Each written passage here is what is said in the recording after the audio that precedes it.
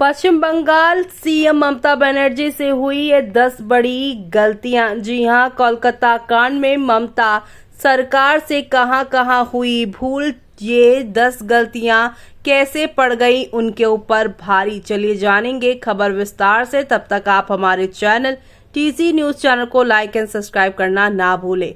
पश्चिम बंगाल के कोलकाता में आरजीकर अस्पताल के भीतर हुए जघन्य कांड को लेकर विरोध की लहर लगातार बढ़ रही है। कोलकाता में शुरू हुए प्रदर्शन में अब देश भर में चल रहा है ये आक्रोश।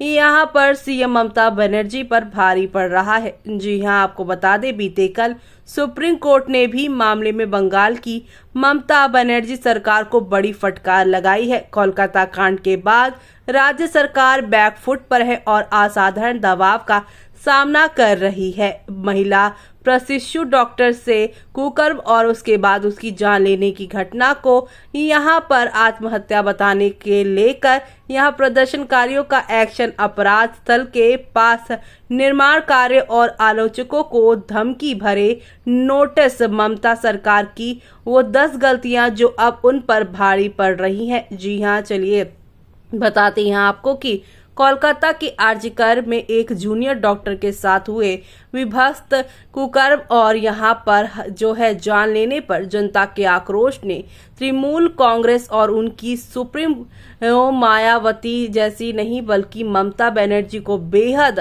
मुश्किल में डाल दिया है। इस घिनौने कांड को हुए 10 दिन से ज्यादा बीत चुके हैं और देश भर में विरोध प्रदर्शन और भी तेज होता जा रहा है। मंगलवार को सुप्रीम कोर्ट ने यहां पश्चिम बंगाल सरकार को फटकार लगाई है। शीर्ष अदालत ने इस मामले में पश्चिम बंगाल सरकार के कथित सुस्त और लापरवाह रवैये के लिए फटकार लगाई है। अदालत ने कहा है कि राज्य सरकार को सुरक्षा सुनिश्चित करनी चाहिए। तो वहीं अदालत ने ये भी कहा है कि आरजीकर अस्पताल में उपद्रव करने वाले आरोपियों के खिलाफ मुकदमा दर्ज करके उन्हें गिरफ्तार किया जाए। उधर ममता बनर्जी ने इस गुस्से और आक्रोश को राजनीति साजिश करार दे दिया है। हालांकि सीएम ममता बनर्जी और ममता सरकार पर आरोप और अनसुलझे पहलू सीधे तौर पर उनकी सरकारी की गलतियों की ओर इशारा करते हैं। आरजीकर के मेडिकल कॉलेज में 9 अगस्त को हुए जघन्य अपराध के बाद से कम 10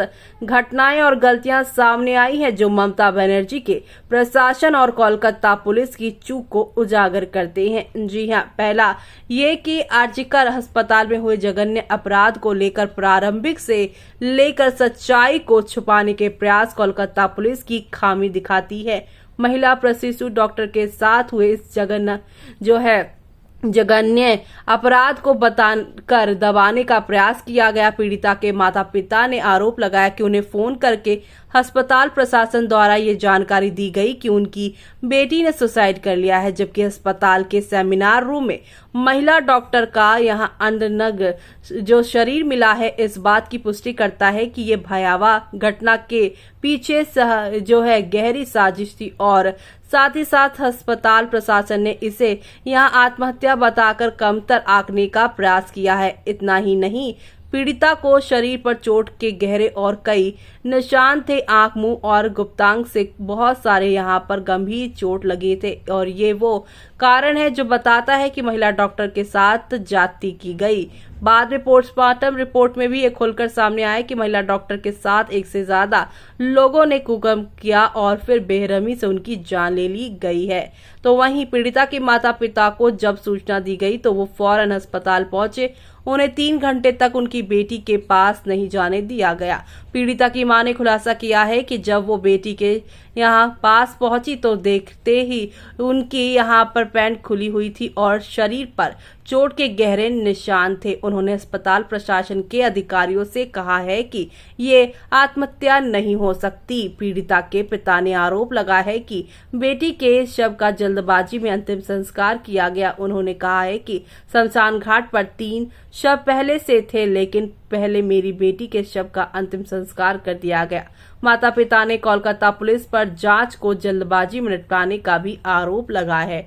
तो वहीं जांच में बड़ी लापरवाही हुई है और पुलिस ने पीड़िता के माता पिता को पहले बताया कि उसने आत्महत्या कर ली, लेकिन बाद में पता चला कि उसका कुकर्म किया गया और उसकी यहां पर जान ले ली गई। इस घिनौने कांड के बाद घोर कुप्रबंध और उसके बाद मामले को दबाने के प्रयास ने पुलिस की विश्वसनीयता और न्याय के प्रति प्रतिबद्धता पर गंभीर सवाल खड़े कर दिए हैं। पुलिस पर साक्ष्य नष्ट करने का आरोप भी लगाया गया है और पीड़िता द्वारा रखी गई डायरी भी शामिल है।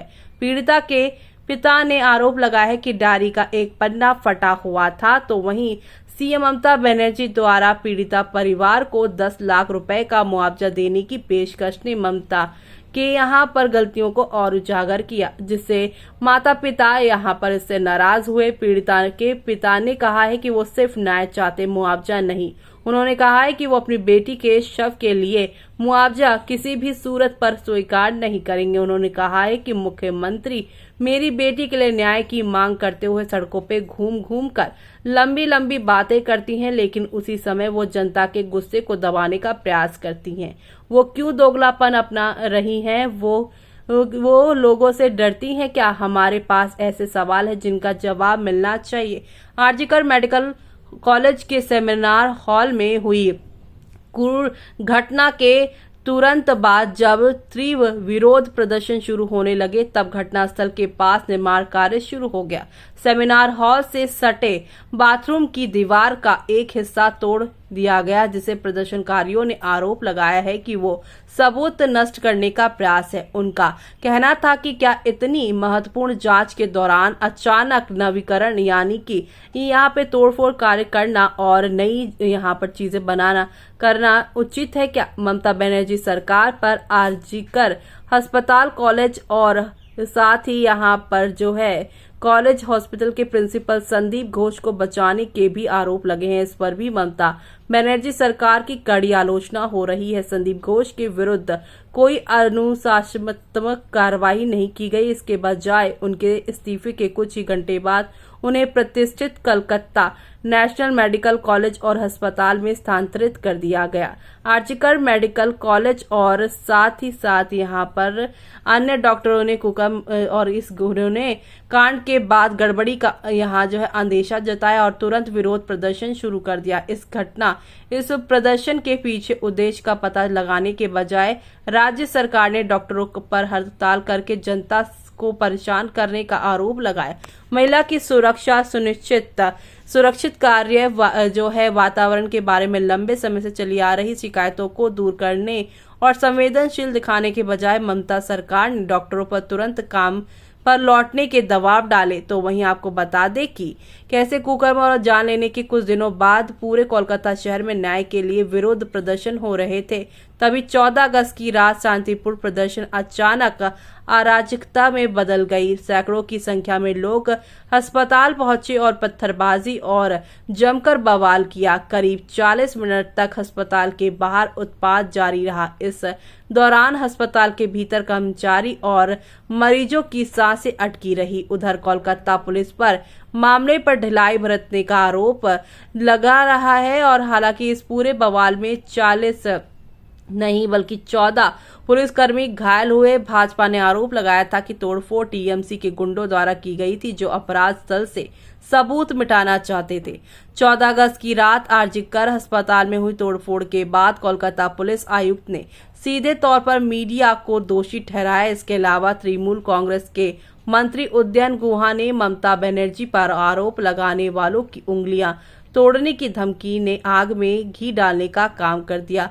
आलोचकों ने यहां पर घिरी कोलकाता पुलिस ने पुलिस के साथ साथ जूनियर डॉक्टर की तस्वीर या पहचान उजागर करने वाले सोशल मीडिया प्रभावितों, यूट्यूबरों और छात्रों और डॉक्टरों सहित कई लोगों पर आरोप यहाँ पर लगाए कार्रवाई की, यहाँ तक कि तृणमूल कांग्रेस के राज्यसभा सांसद को भी नहीं बख्शा गया। कोलकाता पुलिस ने सुखविंदु शेखर रॉय को 2 नोटिस भेजे। इंडियन एक्सप्रेस की रिपोर्ट की मानी जाए तो यहाँ पे पश्चिम बंगाल और अन्य राज्यों से कुल 280 लोगों को नोटिस जारी किए गए थे और साथ ही विरोध प्रदर्शन के सिलसिले में राज्य के एक 23 वर्षीय छात्र को गिरफ्तार किया गया। इसी के साथ कोलकाता में हुक्म और जान लेने को लेकर आक्रोश बढ़ने और मामले को सीबीआई को सौंपने जाने के बाद मुख्यमंत्री ममता बनर्जी खुद सड़कों पर उतर आई। उन्होंने घटना में शामिल दोषियों के लिए